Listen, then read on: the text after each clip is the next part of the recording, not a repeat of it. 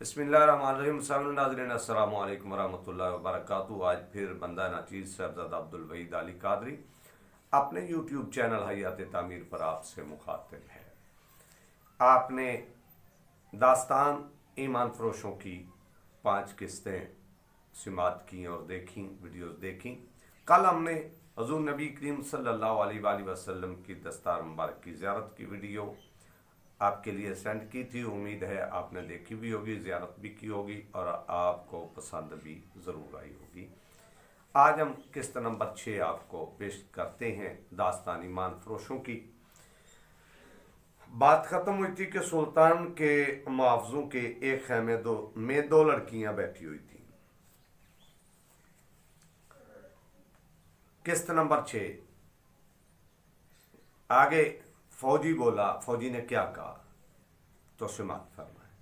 हमने अपनी फौज के साथ कोई औरत नहीं देखी। एक सिपाही ने कहा, क्या तुम उस वक्त से फौज के साथ हो जब ये दमिश्क गई थी? सियारिश ने कहा, हम सब पहली बार इधर आए हैं। सिपाही ने जवाब दिया, हम फौज में इतने पुराने नहीं हैं। मैं पुरानी फौज की बात कर रहा हूं। उसने कहा, उस फौज के कमांडरों और सिपाहियों को सजा मिल चुकी है। तुम नए थे, तुमने अभी कोई गुनाह नहीं किया था, इसलिए तुम जिंदा और सलामत वापस आ गए। जिन्होंने मुसलमान होते हुए मुसलमानों के घर लूटे थे और पर्दादार ख्वातीन पर दस्त दराजी की थी, वो मारे गए। जो ज्यादा गुनाहगार थे उनमें से किसी की टांगें कटी और किसी के बाजू। जो ज्यादा वो जिंदा थे तो गिद्ध उनकी आंखें निकाल रहे थे। गिद्ध कहते हैं चील को। पुराने दौर में हमने भी देखी है, पंजाबी में उसको कहते इल। और जो उनसे भी ज्यादा गुनाहगार थे वो सलीबियों की कैद में चले गए, जो उनके लिए जहन्नम से कम नहीं। उनके लिए कभी खत्म ना होने वाली अजीजतें हैं। वो भूखे प्यासे तड़पते रहेंगे मगर मरेंगे नहीं। मरने की दुआएं मांगेंगे, उनकी दुआएं कबूल नहीं होंगी।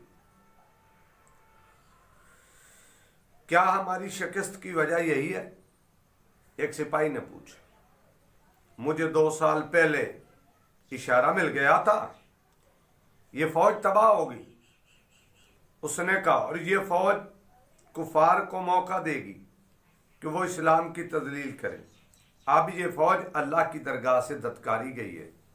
आप कहां जा रहे हैं? किसी ने पूछा। मैं तुम्हारी तरह अल्लाह के कहर से जो सलीबी फौज की सूरत में नाजल हुआ है भाग कर आया हूं। सियारीश ने जवाब दिया, सलीबी फौज तूफान की तरह आई, तुम्हारी फौज उसे रोक ना सकी। अगर सिर्फ मेरी अपनी जान होती तो मैं अपने मुर्शिद के मिजाज पर जान कुर्बान कर देता, लेकिन अपनी जवान बेटियों की आबरू को मैं कुर्बान नहीं कर सकता था।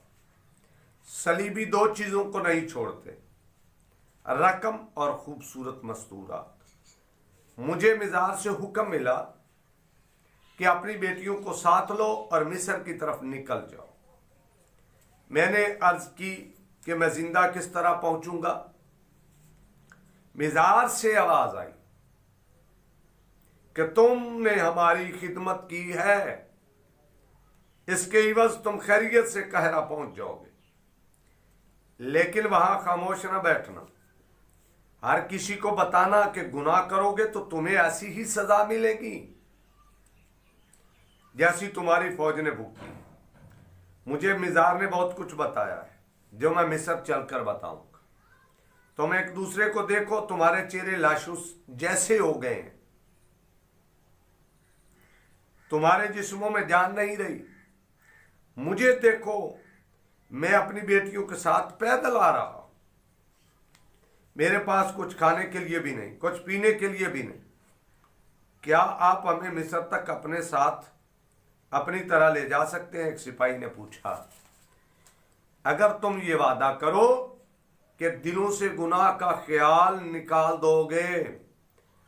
उसने जवाब दिया, और ये वादा भी करो कि मैं जिस मकसद के लिए मिस्र जा रहा हूं उसमें मेरा साथ दोगे। हम सच्चे दिल से वादा करते हैं। बहुत सी आवाजें सुनाई दी, हमें अपना मकसद बताएं। हम जब तक जिंदा रहेंगे आपका साथ देंगे। मैं सिर्फ अपनी जान और अपनी बेटियों की इज्जत बचाने के लिए रमला से नहीं भागा। उसने कहा, मुझे मिजार ने हुक्म दिया है कि मिस्र जाकर लोगों को बताऊं कि तुम फिरौनों की सरजमीन की पैदावार हो। इस मिट्टी में गुनाहों की तासीर है। हजरत यूसुफ अलैहिस्सलाम मिस्र में नीलाम हुए थे। हजरत मूसा अलैहिस्सलाम की बेअदबी मिस्र में हुई थी। मिस्र में पैगंबरों के कबीले फिरौनों के हाथों कत्ल हुए थे। ऐ मिस्र वालों, इस मिट्टी की तासीर से और इसकी फजा के असर से बचो और खुदा की रस्सी को मजबूती से पकड़ो। तुम्हारी तबाही और सजा शुरू हो चुकी है।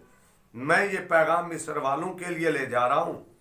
तुम अगर ये पैगाम सारे मुल्क में फैलाने में मेरी मदद करोगे तो तुम्हारी दुनिया भी बहिश्त बनी रहेगी और आखिरत में भी तुम्हारे लिए बहिश्त के दरवाजे खोल दिए जाएंगे।